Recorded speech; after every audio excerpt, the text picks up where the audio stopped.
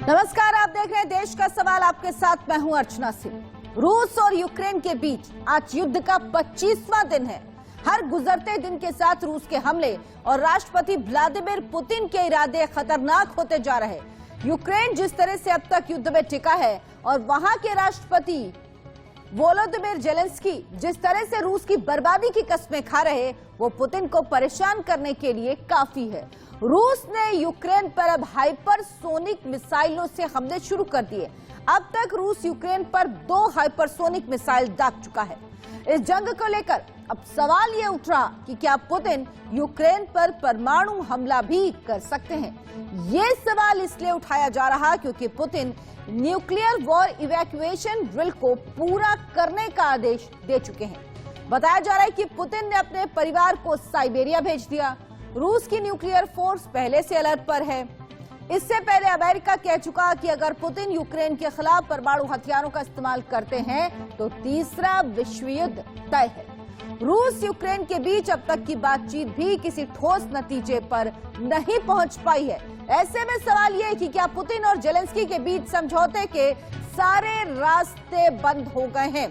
तो सवाल यह है, क्या समझौते के सारे रास्ते पुतिन और जेलेंस्की के बीच बंद हो चुके हैं? क्या पुतिन जेलेंस्की के बीच समझौते की सारी कोशिशें जो हुई हैं, क्या वो फेल हो चुकी हैं? क्या ये माना जाए? साथ ही सवाल ये भी है कि क्या पुतिन यूक्रेन पर परमाणु हमला करने की तैयारी में है? बड़ी खबर यही है, क्या पुतिन यूक्रेन पर परमाणु हमला कर रहे हैं? और सबसे बड़ा सवाल, क्या रूस यूक्रेन जंग अब तीसरे विश्व युद्ध की ओर बढ़ रहा है? क्या पूरी दुनिया इस विश्व युद्ध को देखेगी तीसरे विश्व युद्ध की तरफ? क्या ये युद्ध बढ़ रहा है? बड़ी खबर एक और आ रही है, आपको बताएं, यूक्रेन पर टोटल कंट्रोल के लिए आधुनिक हथियारों का इस्तेमाल किया जा रहा है। रूसी सेना का यूक्रेन पर क्रूज मिसाइल से हमला हुआ है। रूसी सेना ने ब्लैक सी से यूक्रेन पर क्रूज मिसाइल से हमला किया है। कब्जे वाले क्रीमिया को हथियारों का डिपो बना रहा है। जो क्रीमिया है, जहां पर 2014 में रूस ने कब्जा किया था, उसको हथियारों का डिपो बना रहा है। साथ ही साथ यूक्रेन पर टोटल कंट्रोल के लिए क्या इस तरह के आधुनिक हथियारों का इस्तेमाल हो रहा है? यूक्रेन पर हाइपरसोनिक मिसाइलें दागी गई हैं। हाइपरसोनिक मिसाइल से यूक्रेन का जो फ्यूल स्टोरेज है उसे पूरी तौर पर तबाह कर दिया गया है। यूक्रेन के सैन्य उपकरणों को लगातार निशाना बना रहा है रूस। पुतिन ने परमाणु युद्ध की ओर बढ़ने के संकेत भी दिए हैं। जिस तरह की खबरें हैं, पुतिन का यूक्रेन पर न्यूक्लियर वॉर ड्रिल के आदेश, ये समझिए गंभीर समस्या है, गंभीर बहुत बात है। ये इस युद्ध डरावनी स्थिति की तरफ बढ़ रहा है। हर युद्ध डरावना होता है, लेकिन अब ये युद्ध जिस तरफ बढ़ रहा है, इससे पूरी दुनिया डरी हुई है। यूक्रेन का 10वां सबसे बड़ा शहर मारियोपोल रूस के ताबड़तोड़ मिसाइल हमलों से दहल उठा। यह हमला फैक्ट्री पर किया गया, जिसके बाद आग लग गई और धुएं का विशाल गुबार उठने लगा। ये देखिए मारियोपोल की तस्वीर है, जहां पर हमला हुआ, यहां आग लग गई, धुएं का गुबार उठने लगा। यहाँ पर जो उद्योग धंधे हैं, फैक्ट्रीज हैं, इंडस्ट्री हैं, वो पूरे तौर पर तबाह हो गई हैं। ये देखिए प्लांट है जहां पर हमला किया गया, उसके बाद धुएं का गुबार दूर दूर से नजर आ रहा था। सिर्फ इस पूरे इलाके में धुएं का गुबार नजर आ रहा है। जो इंडस्ट्री है उसको निशाना बनाया जा रहा है और यूक्रेन का कहना है कि इस तरह से अर्थव्यवस्था पर भी निशाना साध रहा है रूस। यूक्रेन के राष्ट्रपति जेलेंस्की ने कहा कि इस युद्ध में रूस की बर्बादी भी तय है। जेलेंस्की लगातार रूस को धमकी दे रहे हैं। उन्होंने कहा है रूस की बर्बादी भी तय है इस युद्ध में। Ті дні ми говорили, прийшла весна. А зараз говоримо, війна прийшла. Але все одно ми точно всіх переможемо. Тому що ми вільні народи вільної країни. Це воєнний злочин. Вони за це будуть відповідати 100%. Кожен російський діяч, який віддає такі накази, і кожен російський солдат, який виконує такі накази, буде встановлений і отримує примусовий квиток в один кінець – у Гаагу.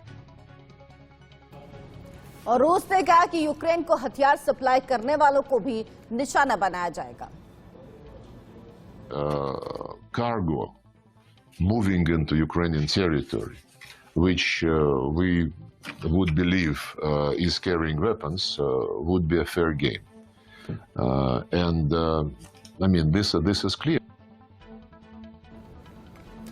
और इस पर बातचीत के लिए हमारे साथ हमारे तमाम मेहमान जुड़ गए हैं, जिनसे हम चर्चा करते हैं कि ये युद्ध क्या तीसरे विश्व युद्ध की तरफ बढ़ रहा है, क्या पुतिन परमाणु हथियारों का प्रयोग करेंगे, जिसका खतरा बहुत बड़ा है और इसकी आशंका भी अमेरिका लगातार जता रहा है।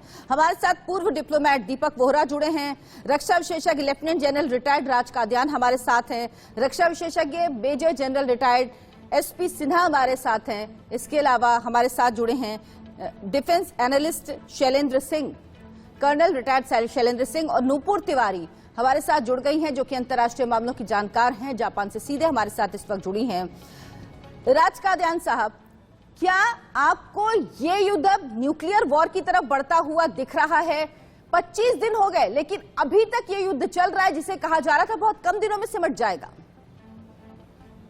आपने जो कुछ हो रहा है उसका तो बड़ा अच्छा वर्णन किया है। 3 बातों पर टिप्पणी की जरूरत है जो डिस्कशन होनी चाहिए। पहला, आपने कहा कि आपस की बातचीत कहीं आगे नहीं बढ़ रही। शायद ये पूरा सच नहीं है। टर्की, जो कि दोनों देशों के बीच में इन वार्तालाप को एंकर कर रहा है, अध्यक्षता तो नहीं कहा जा सकता, उनका कहना है कि बातचीत बड़े पॉजिटिव तरीके से आगे बढ़ रही है। जब आप बातचीत के लिए जाते हो तो जो आपकी जो डिमांड है वो जरूरत से ज्यादा होती है ताकि आप बार्गेन कर सकें। वो ही होता है जब आपस में जब गिव एंड टेक होगा तो दोनों अपनी डिमांड कम करेंगे। वो शायद सत्ता पलट की बात नहीं करेगा, रशिया जेलेंस्की कुछ बातों को मानेगा।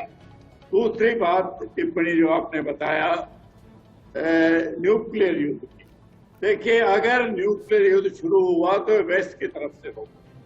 रशिया ने शुरू से हिदायतें, संकेत दिए हैं कि वो न्यूक्लियर युद्ध के लिए तैयार है, लेकिन उसको न्यूक्लियर युद्ध करने की जरूरत नहीं है। वो अपनी कामयाबी, जो उसका ऑब्जेक्टिव था, जो उद्देश्य था, उसको हासिल कर रहा है। ये तो हम लोग कहते हैं कि 25 दिन हो गए अभी तक रशिया नहीं कर पाया। ये तो किसी ने नहीं कहा था कि वो 25 या 30 दिन में। और इतिहास में अगर आप देखें, जब हिटलर ने पोलैंड पर हमला किया था, पोलैंड छोटा भी था, पॉपुलेशन भी कम थी, मुकाबला नहीं था, 35 दिन लगे थे। तो ये कामयाबी हासिल हो रही है। दूसरी बात, तो तीसरा महत्वपूर्ण पॉइंट मैं आपको बताना चाहता हूँ, सब यही कह रहे हैं कि हर यूक्रेनियन हथियार उठाने को तैयार है, बहुत जज्बा है, लेकिन आज जेलेंस्की ने 11 अपोजिशन पार्टीज की एक्टिविटीज को सस्पेंड किया है, क्योंकि वो इनको प्रो रशिया मानता है। इसमें जो सबसे बड़ी पार्टी है, अपने आप को अपोजिशन फॉर लाइफ वो बोलते हैं, उसके 450 की असेंबली में 44 मेंबर हैं, तकरीबन 10%। तो ये सही नहीं है कि हर यूक्रेनियन में जज्बा है। मुझे लगता है, ये प्रोपेगेंडा होता है बाहर में हमेशा, कि जेलेंस्की तो अमेरिकन उकसा रहे हैं, उसको जो हीरो बनाया है कुछ अमेरिकन कहा था, वो चाहते हैं लड़ाई जारी रहे ताकि रशिया की इकोनॉमी को ज्यादा से ज्यादा नुकसान हो सके, दोबारा पुतिन सोवियत यूनियन के बराबरी के ख्वाब न देख पाए। ये मेरी टिप्पणी है। इसमें लड़ाई आपको लग रहा है कि इसलिए ये युद्ध इतना खींच रहा है और इसलिए जो जेलेंस्की को सपोर्ट हो वो भी इतना मिल रहा है? दीपक जी, वार्ता हो रही, बातचीत हो रही, टर्की मध्यस्थता कर रहा है, लेकिन अभी तक ये सवाल मैं नूपुर जी आपसे करूंगी। दीपक जी इस वक्त हमारे साथ नहीं जुड़े हैं। नूपुर, आपको क्या लगता है कि बातचीत हो रही है लेकिन बातचीत आगे नहीं बढ़ पा रही, इसकी वजह क्या है? टर्की मध्यस्थता कर रहा है, क्यों ये दिशा और दशा तय नहीं हो पा रही? क्यों इतना वक्त लग रहा है? युद्ध शुरू हुआ था, जब शुरू हुआ था तब से अब 25 दिन हो गए। तो दोनों देश का एक ईगो भी है। आज अगर पुतिन ने शुरू किया है, पुतिन, दोनों देश अगर युद्ध लड़ रहे हैं तो उनका एक ईगो भी यहाँ पे इन्वॉल्व है और दोनों देश के लिए युद्ध ठीक नहीं है। This is number 1। नंबर 2, हमारे जो मीडिया है, वेस्टर्न मीडिया, वो कुछ और प्रोपेगेंडा कर रहे हैं और जो इधर के रशियन मीडिया है कुछ और बोल रहे हैं। ठीक है, तो दोनों जो मीडिया है तो उसमें आप नहीं देखेंगे कि सेम न्यूज आ रहा है। दोनों वेस्टर्न मीडिया कुछ और बोल रहे हैं और रशियन मीडिया कुछ और बोल रहे हैं। टर्की यहाँ पे मध्यस्थ मध्यस्थता कर रहे हैं, लेकिन अगर ये जो प्रोवोक किया गया था वेस्टर्न कंट्रीज, रसिया को जो प्रोवोक किया गया है, जो यूक्रेन को सपोर्ट किया है वेस्टर्न कंट्रीज में, अभी ये सिचुएशन है कि ना वो आगे जा सकते हैं ना वो पीछे जा सकते हैं। यहाँ पे ज़ेलेंस्की एक्चुअली वो तो चाहते हैं, मुझे लगता है कि वो तो मन से चाहता है कि युद्ध समाप्त हो जाए, लेकिन वो अभी भी उसे लगता है कि वेस्टर्न कंट्रीज उसके पीछे है और उसे आगे ले जाएंगे। अभी पुतिन के जब बात आए तो पुतिन तो डेफिनेटली, ये तो उसका लड़ाई है, वो तो डेफिनेटली चाहते हैं कि ये युद्ध वो जीतना डेफिनेटली चाहते हैं। और जैसे आपका पहला क्वेश्चन था परमाणु, मुझे नहीं लगता कि वो परमाणु हथियार की यूज करने की जरूरत है, क्योंकि पुतिन जो चाहते हैं वो बहुत डिटरमाइंड है, बहुत फोकस्ड है, और वो जानते हैं कि वो क्या चाहते हैं, और वो बहुत क्लोज है वहाँ पे। और जहाँ तक पूरे और दूसरे देशों का सवाल है, डेफिनेटली यूक्रेन के प्रति जो सिंपैथी है, जैसे मैं अभी जापान में हूँ तो हर जापानीज का सिंपैथी यूक्रेन के प्रति है और रशियन के प्रति है नहीं, दिस इज सच्चाई है। तो वो यूक्रेन को मिल रहा है, लेकिन जो रशिया जो चाहते हैं, पुतिन जो चाहते हैं, उसके बहुत क्लोज आ रहे हैं पुतिन, तो यहाँ पे वो डेफिनेटली नहीं जाएंगे। की बात आपने कही, आम लोगों में, किसी भी देश के आम लोग हों, उनमें यूक्रेन को लेकर सहमति है। जो लोग ये भी मानते हैं कि रशिया जो बात कह रहा है वो ठीक है, क्योंकि वो अपने मुहाने पर खतरा नहीं आने दे सकता। लेकिन जेलेंस्की और यूक्रेन जिस तरह से लड़ रहे हैं उसकी तारीफ हर कोई कर रहा है। Major general Sinha, nuclear war का सवाल इसलिए भी आया, ये सवाल इसलिए भी मैंने किया सबसे पहले क्योंकि न्यूक्लियर वॉर इवैक्यूएशन ड्रिल शुरू कर दी है रूस ने। इस ड्रिल का क्या मतलब है, और इस ड्रिल की वजह से ही आशंका बढ़ी है कि क्या परमाणु युद्ध, न्यूक्लियर वॉर भी हो सकता है? क्या उस दिशा की तरफ यह युद्ध बढ़ रहा है? देखिए, मुझे नहीं लगता है कि न्यूक्लियर वॉर होगा। वॉर में साइकोलॉजिकल वॉरफेयर, प्रोपेगेंडा वॉरफेयर एक महत्वपूर्ण हिस्सा होता है, लेकिन जब कंटीजेंसी प्लानिंग कोई भी देश करता है तो वो वह सिनेरियो के लिए तैयार रहता है। वह सिनेरियो क्या है? वह सिनेरियो है कि यदि न्यूक्लियर वॉर होता है तो इवैक्यूएशन ड्रिल, बंकर्स में अंडरग्राउंड जाना, ये सब नॉर्मल ड्रिल है। लेकिन सवाल ये होता है कि यदि न्यूक्लियर ऑप्शन रूस लेता है तो आप ये मान के चलिए कि थर्ड वर्ल्ड वॉर होने से कोई रोक नहीं सकता, क्योंकि बाकी लोग भी इस काम में अंदर ज्वाइन कर लेंगे। तो मुझे नहीं लगता है न्यूक्लियर वॉर होगा। दूसरी बात जो है, टॉक्स क्यों सफल हो रहा है, इस बारे में मैं व्याख्या करूंगा। देखिए, टॉक्स का एक देश का अपना विश लिस्ट होता है। जो विश लिस्ट है वो पुतिन का इतना टफ है जो जेलेंस्की को एक्सेप्टेबल नहीं है। जेलेंस्की जो टर्म्स कंडीशन डाल रहा है मिस्टर पुतिन को एक्सेप्टेबल नहीं है। देखिए, जो सिचुएशन ऑन ग्राउंड जीरो होता है, बैटल ग्राउंड पे जो मजबूत है वही नेगोशिएटिंग टेबल पे ही मजबूत होता है। ये तो डायरेक्टली रिलेटेड है। तो पहले सुप्रीमेसी ऑन ग्राउंड, ये रूस का पहला मकसद है कि वो सुप्रीमेसी गेन करे, ताकि जेलेंस्की को साफ नजर आए कि उसके सामने सिर्फ गड्ढा है, खाई है, मौत है, बर्बादी है और कुछ नहीं है। तो यदि वो अपना भला चाहता है, यदि वो सचमुच में राष्ट्र धर्म को फॉलो करता है और जो उसकी जिम्मेदारी है कि यूक्रेन के लोगों को सुरक्षित रखे, सक्षम रखे, बचा के रखे बर्बादी से, तो उसको नेगोशिएटिंग टेबल पे एक्सेप्टेबल टर्म्स, जो कि प्राइमरी दो ही है कि नाटो मत ज्वाइन करो, ईस्टवर्ड एक्सपेंशन नाटो का ना हो, और न्यूट्रलिटी घोषित करो। तो ये तो मेरा ख्याल है कोई भी राष्ट्र अपने आप को सुरक्षित करने के लिए करेगा, जो कि रूस कर रहा है। कर्नल सिंह, क्या ये जो युद्ध है, ये पुतिन सिर्फ ये चाहते हैं कि नेटो में शामिल ना हो, या कोई और भी बात है जिस वजह से अभी तक बातचीत से भी कोई हल नहीं निकल पा रहा? देखिए, मैं आपके तीनों सवालों को एक बार अपने तरीके से एड्रेस करूंगा कि इनको इवैल्यूएट किया जाए। पहली बात, लोग कह रहे हैं 25 दिन लग गए, 30 दिन लगने वाले हैं, ये इतना ज्यादा देर क्यों चला गया? भाई, डिक्लेयर कब हुआ था कि ये 10 दिन में खत्म होगा? रशिया ने तो डिक्लेयर नहीं किया था कि 10 दिन में होगा। आप मतलब लोगों का जो एस्टिमेशन था वो जर्नली कैलकुलेट किया जाता है कि आज की दुनिया में इंटरनेशनल प्रेशर इतना ज्यादा रहेगा, कोई भी कंट्री एक प्रोलॉन्ग्ड वॉर अफोर्ड नहीं कर सकता, इसलिए लोगों ने बोला कि 10 से 15 दिन लगे। सो जो समय वाली बात है ये मुझे लगता है गलत है किसी को भी एस्टिमेट लगाना कि 26वें दिन समाप्त होगा या 28वें दिन समाप्त। अब आगे बात जो अगली के बातचीत का फेलियर हो गया है, किसने कहा फेलियर हो गया है? अगर आप इसको बड़े गहराई से देखें, समझें, आप बात कर रहे हैं ये सबसे बड़ी सक्सेस है। आप चाहे दूसरे दौर की वार्ता करें, 5वें दौर की करें, आप बात करने को एग्री कर रहे हैं, ये उस वार्ता की सक्सेस है कि दोनों के दोनों। देखिए, मुझे एक बात बताइए, लड़ाई होती ही नहीं अगर ये वार्ता सक्सेसफुल हो जाती लड़ाई से पहले। सो हमें बड़े ध्यान से इस बात को देखना चाहिए और कमेंट करना चाहिए कि वार्ता अनसक्सेसफुल है। नहीं, वार्ता सक्सेसफुल होने में टाइम लगा रही है, ये मैं मान सकता हूं। और वो टाइम इसलिए मैं लगा रही है क्योंकि दोनों ही पार्टीज अपना अपना प्रेशर लगाकर बैठे हुए हैं, अपना अपना कंप्रोमाइजिंग सिचुएशन लाएंगे या नहीं लाएंगे उसके ऊपर डिस्कस कर रहे हैं। हर बार वो एग्री कर रहे हैं कि एक बार और बात करते हैं। अब आ गई लास्ट बात, न्यूक्लियर।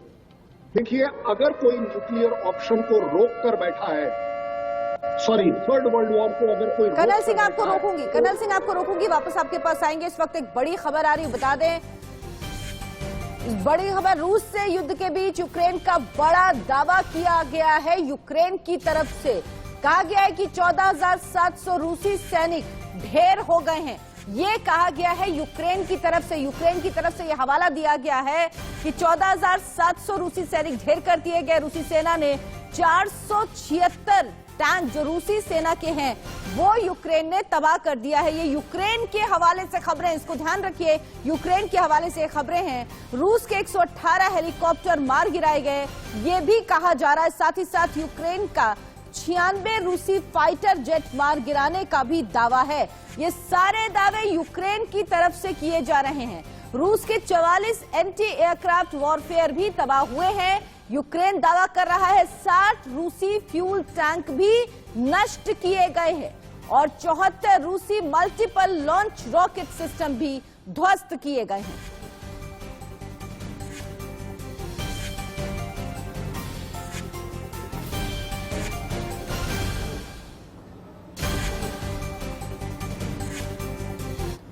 चलिए, अभी तक जो युद्ध हुआ है 25 दिन का, इसमें रूस को कितना नुकसान हुआ है ये आपको हम बताते हैं। ग्राफिक्स के जरिए हम आपको समझाएंगे कि कितना नुकसान अभी तक रूस को हुआ है इस युद्ध में। 25 दिन इस युद्ध के हो चुके हैं। ये देखिए, 14,700 सैनिक रूस के मारे गए हैं, 118 हेलीकॉप्टर नष्ट कर दिए हैं यूक्रेन ने, 230 तोप ऐसी हैं जिनको खत्म कर दिया गया, 74 MLRS, 21 UAV drone, 96 plane, 476 tank, 1487 गाड़ियां, 60 फ्यूल टैंक और 44 एंटी एयरक्राफ्ट गन, इतने हथियार नष्ट किए गए। साथ ही साथ 14,700 सैनिक, ये संख्या जो सबसे ऊपर लिखी हुई है ये बड़ी संख्या है। 14,700 सैनिकों को मारे जाने का दावा किया जा रहा है यूक्रेन की तरफ से। लेफ्टिनेंट जनरल कादियान, ये दावा किया जा रहा है यूक्रेन की तरफ से, क्योंकि ये भी कहा जा रहा है कि जो खबरें आ रही वो वेस्टर्न मीडिया से आ रही है, यूक्रेन की तरफ से ज्यादा आ रही, रूस की तरफ से नहीं आ रही। इन आंकड़ों में आपको कितनी सच्चाई दिखती है? लड़ाई है, लड़ाई में नुकसान होता है। ये बात भी सही है कि नुकसान ज्यादा अटैकर का होता है, क्योंकि वो खुले में आके अटैक करना पड़ता है, जबकि डिफेंडर अपने डिफेंसिव वर्क्स में होता है। खासकर इन देशों में वो तो अंडरग्राउंड शेल्टर है, तो कैजुअलिटीज कम होती हैं। लेकिन कितना बड़ा नुकसान हुआ है इसमें प्रोपेगेंडा वार भी शामिल है। इतना बड़ा नुकसान शायद नहीं हुआ होगा जितना ये बता रहे हैं।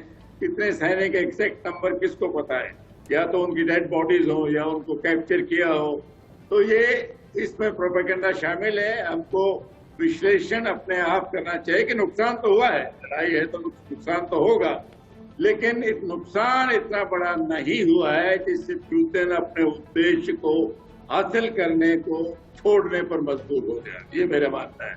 नुपुर तिवारी, आप क्या मानती हैं?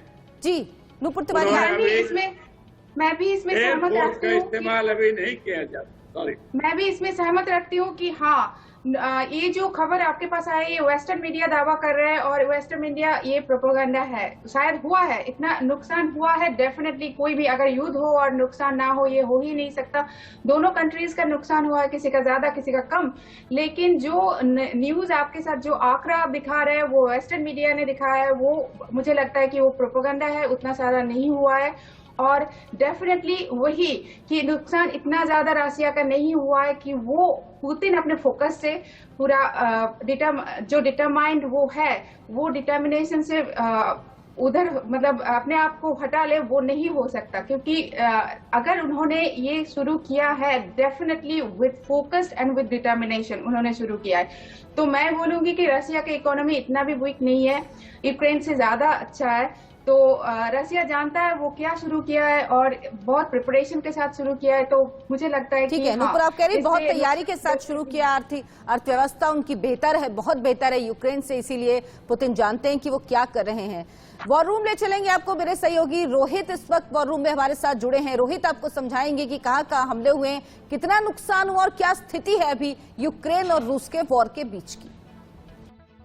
यूक्रेन पर जबरदस्त मार कर रहा है। ये मार जमीन से तो हो ही रही है, हवा से भी ये मार हो रही है, लेकिन अब समंदर के जरिए भी रशिया यूक्रेन को घेरने की पूरी तैयारी कर चुका है। बल्कि न सिर्फ तैयारी कर रहा है, बल्कि रशिया समंदर के जरिए अटैक करना शुरू कर चुका है यूक्रेन पर। यह उसी की तस्वीर है जो मैं मैप के जरिए आपको समझाने की कोशिश कर रहा हूं, और इसलिए हमने इसको नाम भी दिया है कि यूक्रेन पर फिर खंजर अटैक, यानी कि हर तरफ से यूक्रेन को घेरकर उसे मारने की कोशिश इस वक्त रशिया की तरफ से की जा रही है। हम लगातार तस्वीरें आपको दिखा रहे हैं कि कैसे मैन टू मैन लड़ाई चल रही है, सरफेस पर लड़ाई चल रही है, हवा से मार किया जा रहा है, लेकिन अब जो है अब लड़ाई समंदर के रास्ते पहुंच गई है। देखिए ये जो रीजन है ये ब्लैक सी का रीजन है और ये है कैस्पियन सी। अब इन्हीं दोनों ब्लैक सी और कैस्पियन सी के जरिए जो रशिया यूक्रेन पर मार कर रहा है, कैसे कर रहा है? ब्लैक सी में रशिया ने जो अपने जो जंगी जहाज हैं उनको तैनात किया हुआ है, ऐसी कैस्पियन सी में रशिया ने अपने जंगी जहाजों को तैनात किया हुआ है। अब यहां से हाइपरसोनिक मिसाइलों का रशिया जो है वो इस्तेमाल कर रहा है, क्रूज मिसाइलों का रशिया इस्तेमाल कर रहा है। अब देखिए यहां पर जो रशिया के जंगी जहाज तैनात हैं, यहां से ये अटैक किया जा रहा है, यहां से ये किंजल अटैक किया जा रहा है। किंजल अटैक किसको कहते हैं पहले वो भी समझना जरूरी है। दरअसल जो किंजल अटैक का मतलब होता है कि इसमें हाइपरसोनिक मिसाइलों का इस्तेमाल किया जाता है। हाइपरसोनिक मिसाइलें क्या होती हैं? जो कि जो हमारी जिस तरीके से मैं बोल रहा हूं, यानी कि जिस ध्वनि की मैं बात कर रहा हूं, उससे 10 गुना ज्यादा तेजी से आगे बढ़ती हैं और करीब 4800 किलोग्राम पेलोड ले जाने में सक्षम होती हैं। और खास बात यह है कि ये परमाणु हथियार भी कैरी करती हैं। तो इसलिए यह भी कहा जा रहा है कहीं ऐसा ना हो कि पुतिन अभी तो सिर्फ ये मिसाइलों से अटैक कर रहे हैं, कहीं ऐसा ना हो कि उसमें परमाणु हथियार लोड करके भेज दे। तो ये ब्लैक सी और कैस्पियन सी के जरिए अटैक किया जा रहा है। ये किंजल अटैक है जिसमें हाइपरसोनिक मिसाइलों का इस्तेमाल किया जा रहा है। इसके अलावा अगर मैं बात करूं तो ये क्रीमिया का जो एरिया है, क्रीमिया के एरिया से भी लगातार अटैक है। ये देखिए क्रीमिया से अटैक किया जा रहा है माइकोलाइव के जरिए, क्योंकि क्रीमिया जो है क्रीमिया भी इस वक्त लगभग रशिया के पूरे कब्जे में है। और क्रीमिया में रशिया की कोशिश है कि जो हथियारों का बेस है वो बना लिया जाए, ताकि यहां से जंगी जहाजों के जरिए हथियार अगर जरूरत पड़ती है आगे की लड़ाई में तो फिर इसको यूक्रेन में अलग अलग जगह डिप्लॉय कर लिया जाए। तो ये रशिया एक नई रणनीति पर आ गया है। हवा के साथ साथ अब समंदर के जरिए भी मार कर रहा है, और इसके लिए वो ब्लैक सी को पूरा यूज कर रहा है, और इसके लिए वो कैस्पियन सी को पूरा यूज कर रहा है, और यहीं से हाइपरसोनिक अटैक कर रहा है। यानी कि यहीं से वो बैठता है, यहीं पर जो उसके जंगी जहाज हैं वहां से बटन दबाता है, और उसके बाद फौरन जो शहर निशाने पर होते हैं यूक्रेन के शहर, उस पर सीधा वो मिसाइलों के जरिए अटैक करके उनको तबाह कर रहा है। यानी कि पूरी तरीके से यूक्रेन को तबाह करने पर तुला हुआ है। उसमें अब ये सी प्लान भी शामिल हो गया है। अब आप वो देखिए कि रूस के घातक हमले किन किन शहरों पर हो रहे हैं रशिया के, ये जानना बहुत जरूरी है। ये लीव शहर है, इसको लवीव भी कहते हैं। इसके एयरपोर्ट पर अटैक किया गया था, इसकी तस्वीरें हमने आपको दिखाई थी। एयरपोर्ट पर अटैक, और ये देखिए ये खास बात ये है कि मिसाइलों के जरिए हमले हो रहे हैं। जिस मिसाइल अटैक की बात मैं कर रहा था कि समंदर के रास्ते हमले हो रहे हैं, समंदर के रास्ते भी इनमें से कई हमले किए गए हैं। तो लवीव के एयरपोर्ट को पूरी तरह से तबाह किया गया, इसकी जो एक एडमिनिस्ट्रेटिव बिल्डिंग थी उसको तबाह कर दिया गया, इसका जो रनवे है यानी कि जहां से फ्लाइट्स उड़ान भरती हैं उसको पूरी तरह से तबाह कर दिया गया। इसके बाद ये माइकोलाइव का इलाका, इसमें तो लगातार बमबारी हो रही है, रशिया की तरफ से मिसाइल अटैक किए जा रहे हैं। यहां पर हाइपरसोनिक मिसाइल के जरिए अटैक किया गया है रशिया की तरफ से। और इसी हाइपरसोनिक मिसाइल की बात रशिया ने मान भी ली है कि हाँ, अब मैं इस युद्ध में, इस लड़ाई में हाइपरसोनिक मिसाइलों का इस्तेमाल कर रहा हूं। और ये सबसे ज्यादा माइकोलाइव का जो एरिया है, माइकोलाइव जो शहर रशिया का, उसको सबसे ज्यादा टारगेट कर रही है ये हाइपरसोनिक मिसाइल। इसके अलावा ओडिशा का जो बंदरगाह है उसको टारगेट किया जा रहा है। ज़पोरिज़िया के पावर प्लांट पर अटैक किया था रशिया ने शुरुआत में ही, वो भी मिसाइल के जरिए अटैक किया गया था। इसके अलावा मरियुपोल में तो हमने आपको दिखाया था कि मरियुपोल में कैसे थिएटर को तबाह कर दिया था। और ये कौन सा थिएटर था? ये वो थिएटर था मरियुपोल का जिसमें 1300 लोग अंदर मौजूद थे। ये वो लोग थे जिन्होंने शरण ली हुई थी मरियुपोल में, लेकिन यहां पर भी रशिया ने मिसाइल के जरिए हमला किया और इस मलबे में कई लोग दब गए थे। कितनी जाने गई हैं, कितने लोग बचे हैं, इसको लेकर एग्जैक्ट फिगर अब तक कुछ सामने नहीं आया है। इसके अलावा खार्किव है, खार्किव में जो वैक्यूम बॉम्ब है उसका रशिया की ओर से इस्तेमाल किया गया।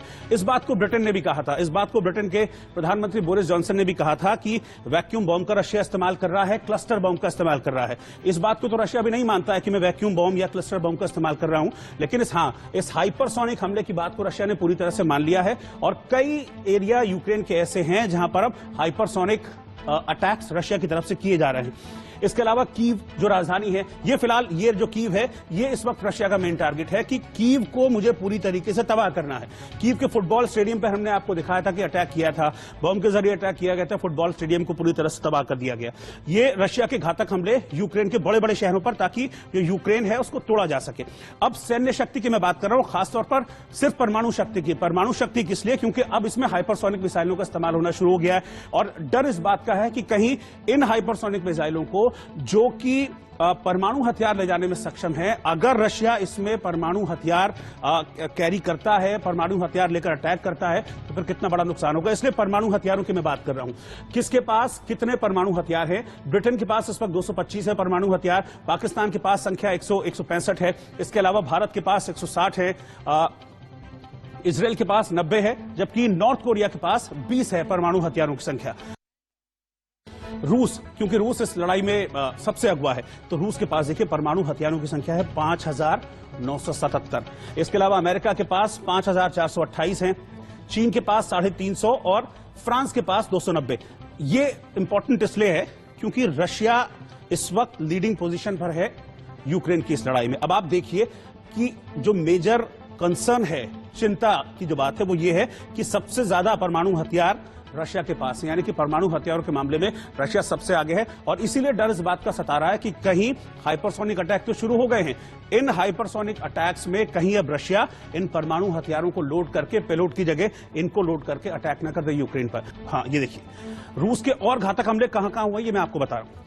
ये लिविव एयरपोर्ट पर हुआ है, इसके अलावा होस्टोमोर एयरपोर्ट पर अटैक किया गया है, कीव का फुटबॉल स्टेडियम है, ओडिशा का बंदरगाह है, मरियुपोल का थिएटर तबाह कर दिया गया, माइकोलाइव में हाइपरसोनिक अटैक किया गया है, ज़पोरिज़िया में पावर प्लांट और खार्किव में वैक्यूम बॉम्ब का अटैक किया गया। तो ये वो खास शहर हैं रशिया के जो कि यूक्रेन के, जो कि यूक्रेन की इकोनॉमी में बहुत इंपॉर्टेंट साबित होते हैं।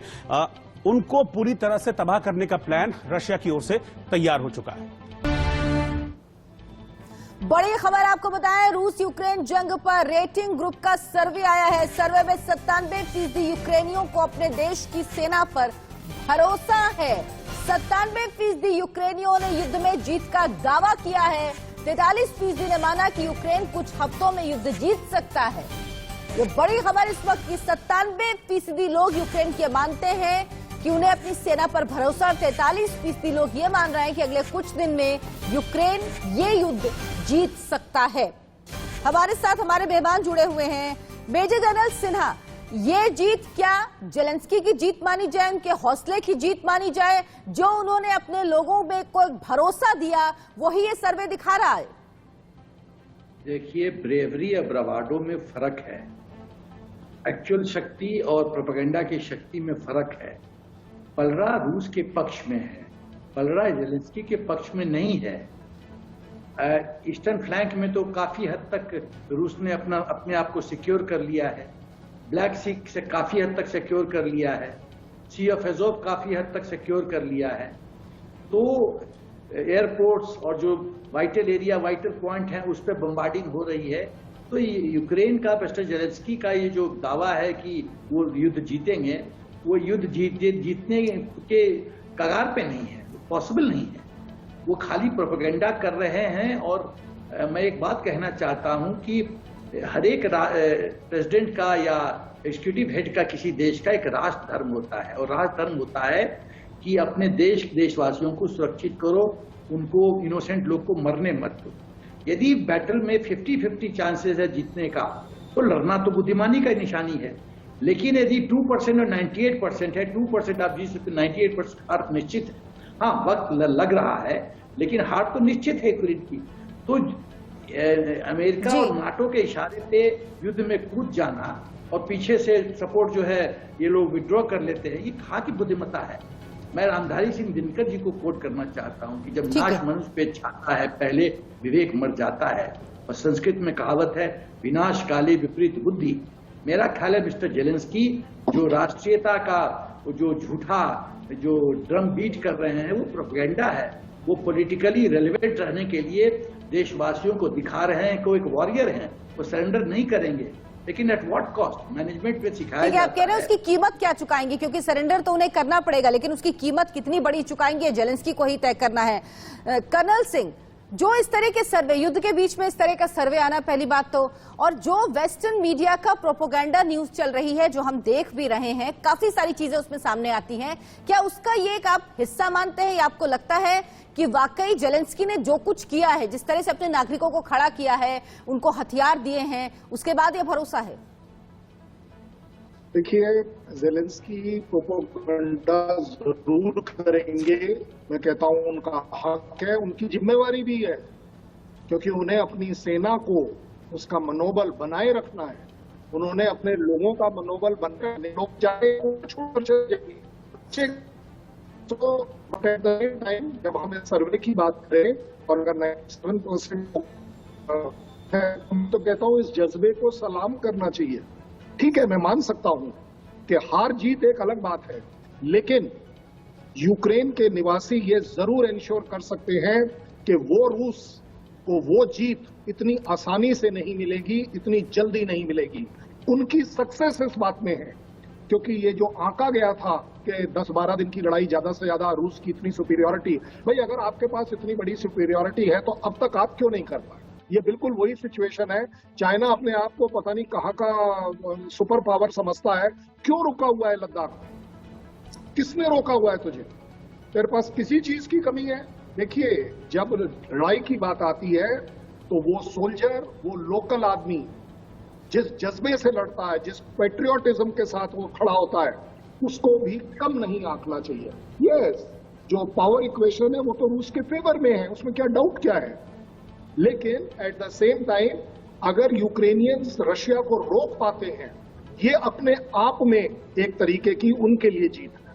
जेलेंस्की इसी चीज को एनकैश कर रहे हैं, इसी चीज का प्रोपेगेंडा कर रहे हैं कि लोग खड़े हो जाएं, लोग जमे रहे, सेना जमी रहे, एक टफ फाइट दे, साथ ही साथ बातचीत चले, और कहीं ना कहीं जैसे ही बातचीत सक्सेसफुल हो, वो कंट्री अपना प्राइड बचा पाए।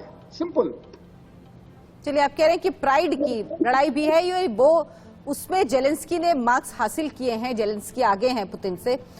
नूपुर, अभी तक जो कुछ भी हो रहा है इस वॉर में, ये हम सब देख रहे हैं, 25 दिन ये युद्ध खींचेगा। हालांकि कर्नल सिंह कह रहे थे कि किसी ने दिन तय नहीं किए थे, लेकिन फिर भी एक आशंका थी कि छोटा देश है, बहुत ताकतवर है पुतिन, और ये युद्ध जल्द खत्म हो जाएगा, लेकिन ऐसा होता हुआ दिख नहीं रहा। दूसरी तरफ जेलेंस्की अब जिस भाषा में बात कर रहे हैं, शुरू से उनकी जो भाषा है वो अभी भी वही है। वो कह रहे हैं रूस अभी नहीं समझा तो आने वाली नस्लें अंजाम भुगतेंगी रूस की। लेकिन क्या उनको ये भी चिंता है कि यूक्रेन की नस्लें भी अंजाम भुगतेंगी? क्योंकि ज्यादा नुकसान यूक्रेन को हो रहा है, युद्ध उनकी धरती पर हो रहा है। दोनों देशों को नुकसान होगा, लेकिन ज्यादा नुकसान तो यूक्रेन को ही हो रहा है ना। हाँ, एग्जैक्टली, आपने सही कहा, ज्यादा नुकसान तो यूक्रेन को हो रहा है, या छोटा सा देश है। और लेकिन अगर युद्ध में है तो अपने सेना का मनोबल जो है उसको जगा के रखना, ये भी एक लीडर का काम होता है। एक तरफ होता है राष्ट्र धर्म, तो जो अगर आपको लगता है कि हम जीतने वाले नहीं हैं, तो आपको वहां से अपने इनोसेंट जो लोग हैं, अपने पूरे साम्राज्य का, उसको बचाना, ये आपका डेफिनेटली राष्ट्र धर्म होता है। और एक होता है जो अपने सेना जो लड़ रहा है उसको मनोबल बल देना। जो ये सर्वे आया, सर्वे की बात आप कर रहे थे, किसने सर्वे किया? उन लोगों ने सर्वे किया। अगर ये हमें पता नहीं ये सच है या झूठ है, लेकिन हाँ, अगर एक नॉर्मल जो सिटीजन होता है उसका भी कर्तव्य होता है अपने लीडर को सपोर्ट करना। तो अगर यूक्रेन पूरी तरह अगर लड़ रहा है, हर व्यक्ति अगर लड़ रहा है, तो डेफिनेटली वो सपोर्ट कर रहा है, लड़ रहा है अपने देश के लिए, अपने देश के सुरक्षा के लिए। चाहे वो 1% भी उसके पास होप हो कि हाँ हम जीत जाएंगे, लेकिन अपने लीडर का मनोबल वो लोग बढ़ा रहे हैं, अपने सेना का मनोबल बढ़ा रहे हैं, और फिर वो बोल रहे हैं कि हम आपके साथ है, पूरा देश हम लड़ रहे हैं रूस के अगेंस्ट में।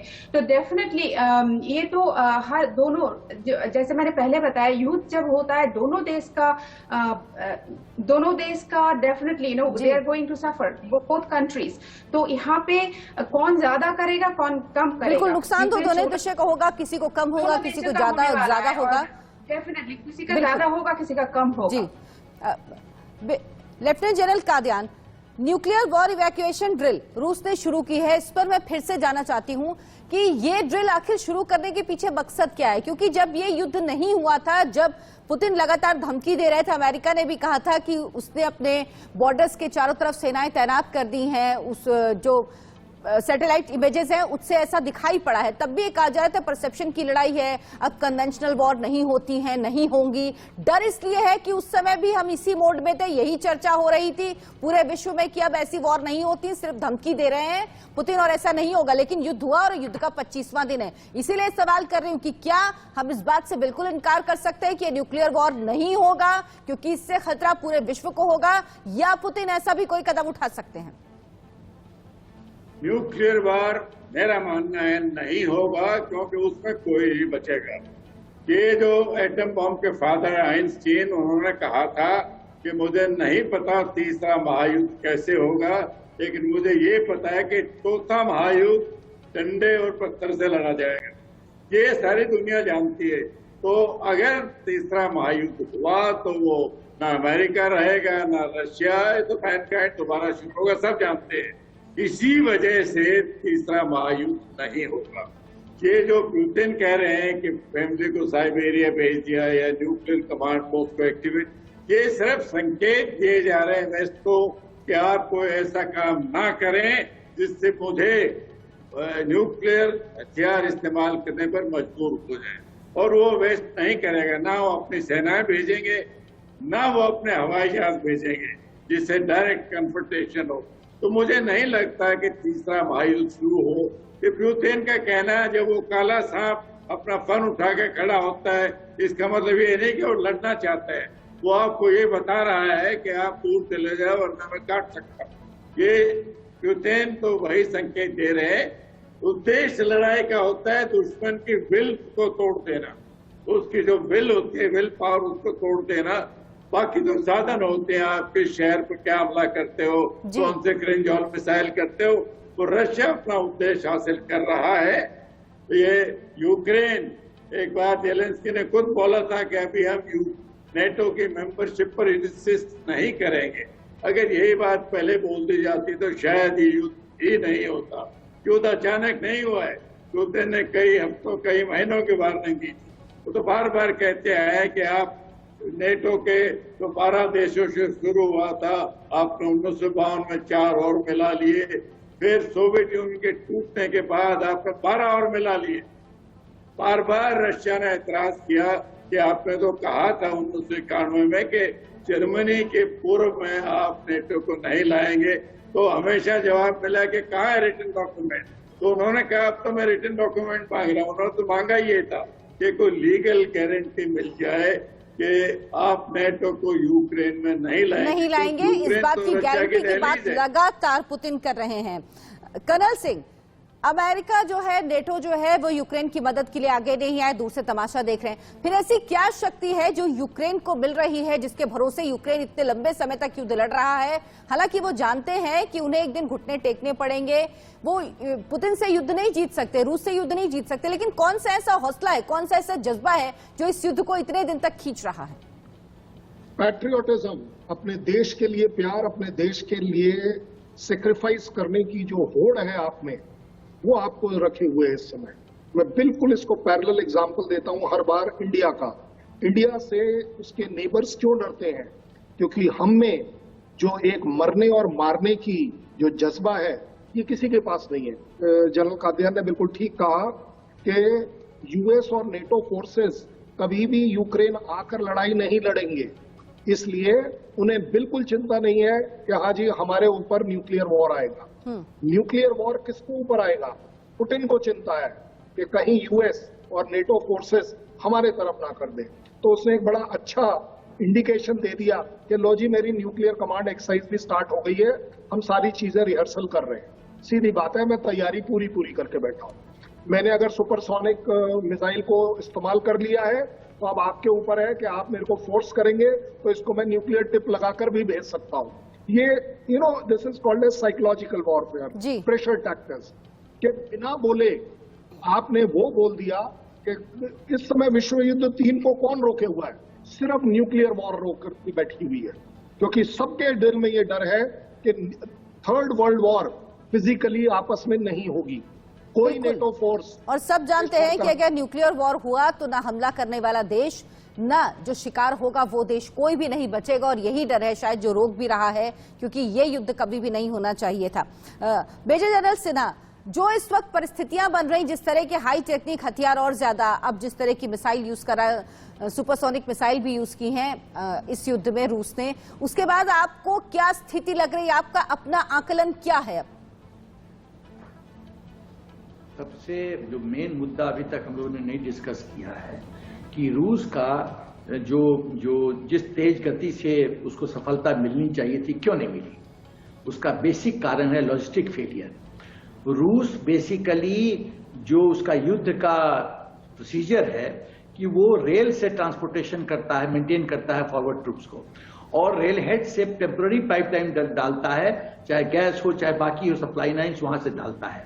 लेकिन इस सिनेरियो में कि मेन सिटीज के रेल हेड उसके कब्जे में नहीं है, तो पर फोर्स उसको ट्रक के माध्यम से सामान भेजने की कोशिश वो कर रहा है। आपको पता होगा कि 64 किलोमीटर लंबा कॉन्वॉय था, 1200 व्हीकल का कॉन्वॉय था, वो पहुंच नहीं पाया है। और उसका मुख्य कारण है कि रूस की जो क्षमता है सप्लाई डिपो से फॉरवर्ड ट्रूप्स में, वो 90 माइल्स तक सप्लाई कर सकता है। अभी स्थिति है 180 माइल्स का, तो वो सस्टेन नहीं कर पा रहा है।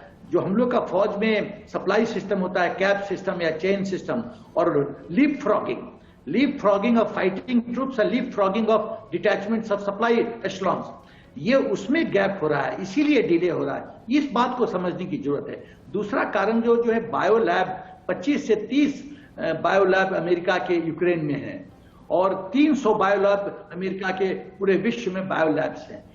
अमेरिका अपने देश में बायोलैब नहीं रखता है, लेकिन ब्राइब करके जेलेंस्की को उसने 25 से 30 बायोलैब रखा है। इसीलिए पुतिन चाहते हैं। एक सेकंड मेरे को बोलने दीजिए। जेलेंस्की ने वार्न किया था, पुतिन ने जेलेंस्की को वार्न किया था 2020 में, या तो आप बायोलैब डिस्ट्रॉय करो, नहीं तो मैं आपको डिस्ट्रॉय कर दूंगा। तो ये सब चीज समझने की जरूरत है।